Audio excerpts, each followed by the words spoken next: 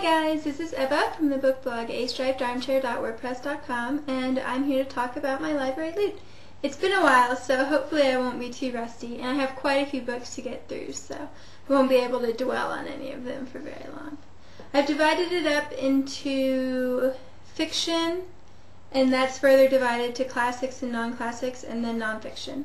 So I guess we'll go with the non-classics first, since they're closest to me. First up, The Green Age of Asher Witherell by Alan Cunningham. This is for Artie and Amy and Chris are starting Spotlight Tours, Spotlight Features. Anyway, the point is to highlight a small press with a kind of blogger, whoops, sorry, touched my laptop there, with a blogger done book tour. So I signed up since the first month is going to be Unbridled Press, and I'm a big fan of them. And this is for that. I'm also reading a nonfiction book for that, but we'll talk about that later.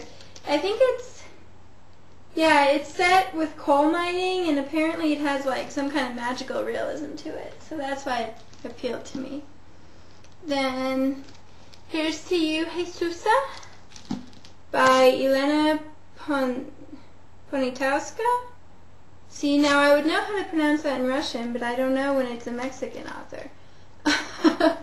Obviously, this is for the Mexico 2010 Reading Challenge. I love that. Do you see the picture? Isn't that awesome? It's a fictionalized version of a Mexican woman who becomes a revolutionary. Then, The God Who Begat a Jackal by Niga Mizlakia.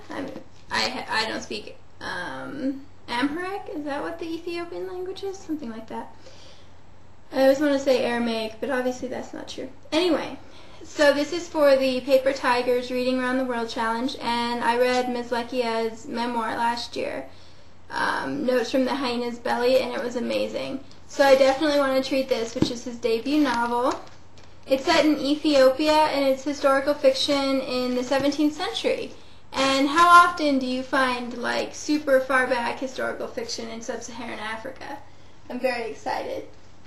Ethiopia is fascinating to me. It was the only country never colonized, and it was like the first Christian country ever, and it's just, I definitely want to go there someday. Fascinating. Okay.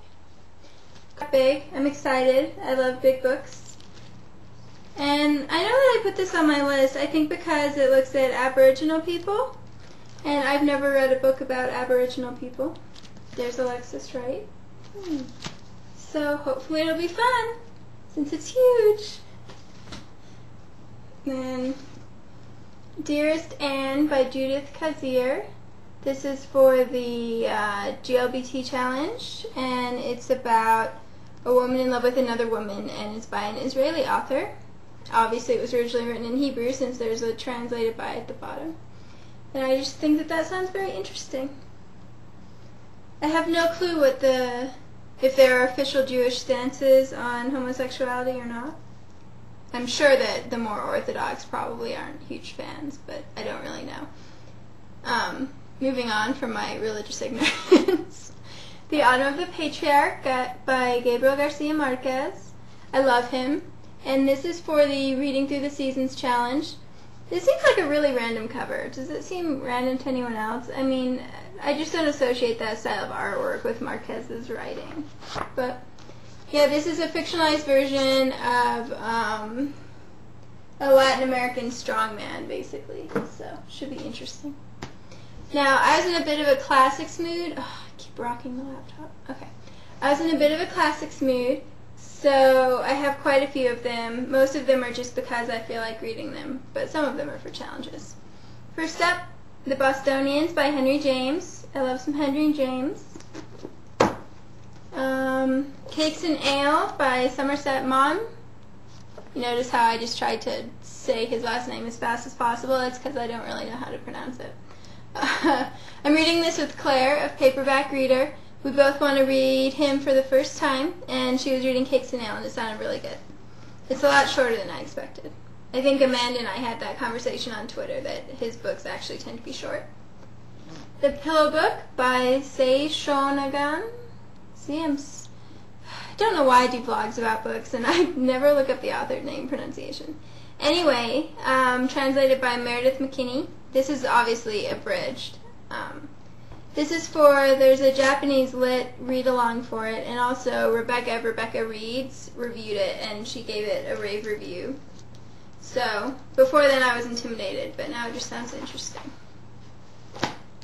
Complete shorter fiction of Herman Melville. I got this because a lot of people, after they saw me praising Moby Dick so much, recommended Billy Budd.